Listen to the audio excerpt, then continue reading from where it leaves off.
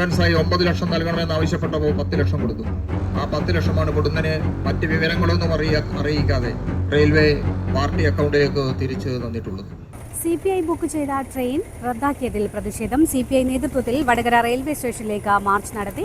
September 1 ഡൽഹിയിൽ CPI നിശ്ചയിച്ച മാറ്റം അനിവാര്യമാണെന്ന മുദ്രാവാക്യമുയർത്തിയുള്ള കേന്ദ്ര സർക്കാർ ജനദ്രോഹ നയങ്ങൾക്കെതിരെയുള്ള ക്യാമ്പയിനിൽ പങ്കെടുക്കാനായി ബുക്ക് ചെയ്ത ട്രെയിനാണ് കേരളത്തിൽ നിന്നുള്ള ട്രെയിനാണ് റദ്ദാക്കിയത്. ഇതിൽ പ്രതിഷേധിച്ചാണ് റെയിൽവേ സ്റ്റേഷനിലേക്ക് മാർച്ച് സംഘടിപ്പിച്ചിരിക്കുന്നത്. സ്റ്റേഷൻ പരിസരത്ത് മാർച്ച് പോലീസ് തടഞ്ഞു.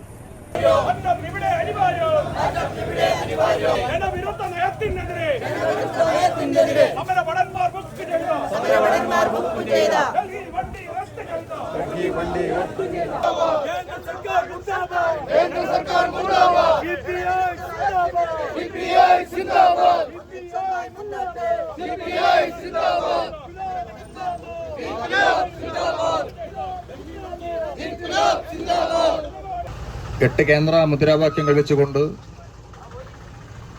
സെപ്റ്റംബർ മാസം 1-ാം തീയതി ഇന്ത്യൻ പാർലമെന്റിന്റെ മുമ്പിലുള്ള രാംലീല മൈതാനിയിലേക്ക് ലക്ഷക്കണക്കിന് കമ്മ്യൂണിസ്റ്റ് പാർട്ടി പ്രവർത്തകരും കുടുംബങ്ങളും അണിചേരുന്ന മാർച്ച് നടത്താൻ പോവുകയായി. അതിന്റെ ഭാഗമായി ഇന്ത്യയിലെ എല്ലാ സംസ്ഥാനങ്ങളിലും വിവിധങ്ങളായ പ്രചരണ പ്രവർത്തനങ്ങൾ ഇതിനകം നടന്നുകൊണ്ടിരിക്കുകയാണ്. ഇന്ന് തന്നെ ഈ പരിസരങ്ങളിലൊക്കെ പഞ്ചായത്ത് തല ജാഥകൾ ഇപ്പോൾ നടന്നുകൊണ്ടിരിക്കുകയാണ്.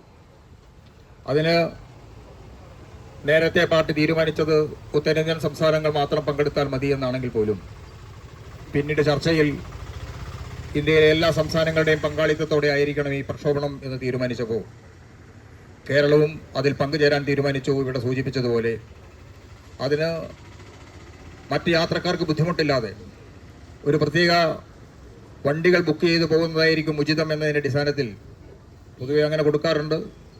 അതിൻ്റെ അടിസ്ഥാനത്തിലാണ് റെയിൽവേ ബോർഡിന് കത്ത് കൊടുത്തതിൻ്റെ അടിസ്ഥാനത്തിൽ അവർ അനുമതി നൽകിയത്. അനുമതി നൽകി അഡ്വാൻസായി 9 ലക്ഷം നൽകണമെന്ന് ആവശ്യപ്പെട്ടപ്പോൾ 10 ലക്ഷം കൊടുത്തു. ആ 10 ലക്ഷമാണ് കൊടുന്നതിന് മറ്റ് വിവരങ്ങളൊന്നും അറിയിക്കാതെ റെയിൽവേ ഇവിടെ സൂചിപ്പിച്ചതുപോലെ പാർട്ടി അക്കൗണ്ടിലേക്ക് തിരിച്ചു തന്നിട്ടുള്ളത്. സമരത്തെ ഭയപ്പെടുന്നു, ഇന്ത്യൻ പാർലമെന്റിനെ ഭയപ്പെടുന്നു. ഇന്ത്യയുടെ പ്രധാനമന്ത്രിയോ ആഭ്യന്തരമന്ത്രിയോ പാർലമെന്റിനെ അഭിമുഖീകരിക്കാൻ തയ്യാറാവുന്നില്ല.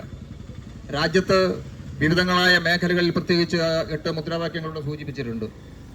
വിദ്യാർത്ഥികൾ ആശങ്കയിലാണ്, രക്ഷിതാക്കൾ ആശങ്കയിലാണ്. വിവിധ പരീക്ഷകളുമായി ബന്ധപ്പെട്ട് ബ്ലാക്ക് ലിസ്റ്റിൽപ്പെടുത്തിയ വിവിധങ്ങളായ സ്ഥാപനങ്ങളെയാണ് ആൻസർ പേപ്പർ ഉത്തരക്കടലാസുകൾ നോക്കാൻ ചുമതലപ്പെടുത്തിയിട്ടുള്ളത്. അത് നീറ്റ് പരീക്ഷ മുതൽ എല്ലാ പരീക്ഷകളും നിങ്ങൾക്ക് എല്ലാവർക്കും അറിയാവുന്നതാണ്. അതിൻ്റെ വിശദാംശങ്ങളിലേക്ക് പോകുന്നില്ല. CBSE പരീക്ഷയും നടത്തുന്നത് ഇത്തരം ചില ഏജൻസികളാണ്. അവർ വിവിധ സംസ്ഥാനങ്ങൾ നേരത്തെ തന്നെ ബ്ലാക്ക് ഔട്ട് ചെയ്തതാണ്. പക്ഷെ അവരെയാണ് ഇപ്പോൾ ഏൽപ്പിച്ചിട്ടുള്ളത്. നേരത്തെ വിദ്യാഭ്യാസം കൺകറന്റ് ലിസ്റ്റിൽ എന്ന നിലക്ക് ഈ പരീക്ഷകൾ നടത്തിയത് സംസ്ഥാനങ്ങളായിരുന്നു. പിന്നീട് അത് കേന്ദ്രം നടത്താൻ തീരുമാനിച്ചപ്പോഴാണ് 10-24 മക്കൾ ആത്മഹത്യ ചെയ്യുന്ന നിലയിലേക്ക് വന്ന് അതിനേക്കാളേറെ എത്രയോ കുട്ടികൾ ഇന്ന് അവരുടെ മാനസിക പ്രശ്നത്തിന്റെ അടിസ്ഥാനത്തിൽ വിവിധങ്ങളായ ചികിത്സകൾ നടത്തിക്കൊണ്ടിരിക്കുന്നു. രക്ഷിതാക്കൾ അതിനേക്കാൾ ആശങ്കയിലാണ്. നമ്മുടെ നാട്ടിന്റെ ഭാവിയെയാണ് ഈ കേന്ദ്ര ഗവൺമെന്റ് ഇല്ലാതാക്കാൻ ശ്രമം നടത്തുന്നത്. അതിന്റെ ഭാഗമായി പഠിച്ചു കഴിഞ്ഞാൽ ഇനി അങ്ങോട്ട് ജോലി കൂടി കിട്ടുകയില്ല എന്ന സാഹചര്യത്തിൽ വളരെ സെൻസിറ്റീവായാണ് നമ്മുടെ ചെറുപ്പക്കാർ നാട്ടിലുള്ളത്. പഠിച്ചാൽ തൊഴിൽ കിട്ടുകയില്ല, പഠിച്ചാൽ പരീക്ഷ എഴുതിയാൽ ജയിക്കില്ല എന്നൊരു തോന്നലിലേക്ക് വരികയാണ്. എല്ലാം അവർ തീരുമാനിക്കുന്നതനുസരിച്ച് നടക്കൂ എന്ന ധിക്കാരപരമായ സമീപനമാണ് എടുത്തത്. ഇന്ത്യൻ പാർലമെന്റിലെ ജനങ്ങളുടെ വികാരം അറിയിച്ചുകൊണ്ട് ഇന്ത്യയിലെ പ്രതിപക്ഷ രാഷ്ട്രീയ പ്രസ്ഥാനങ്ങൾ പാർലമെന്റിനകത്ത് ഈ പ്രശ്നങ്ങൾ ഉന്നയിച്ചപ്പോൾ കഴിഞ്ഞ 20-ാം തീയതി വിദ്യാർത്ഥികൾക്ക് നേരെ ഇതുവരെ കാണാത്ത തരത്തിൽ മക്കളെ അടിച്ച് ഒതുക്കുന്ന നില എല്ലാ സമീപനങ്ങളും അവർ നടത്തി.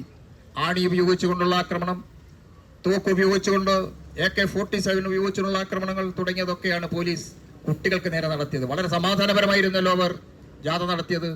ഇവിടെ ഇപ്പോൾ ജാഥ നടത്തി ആർക്കെങ്കിലും എന്തെങ്കിലും പ്രശ്നങ്ങളുണ്ടോ? തടയുന്നു, അവിടെ നിൽക്കുന്നു.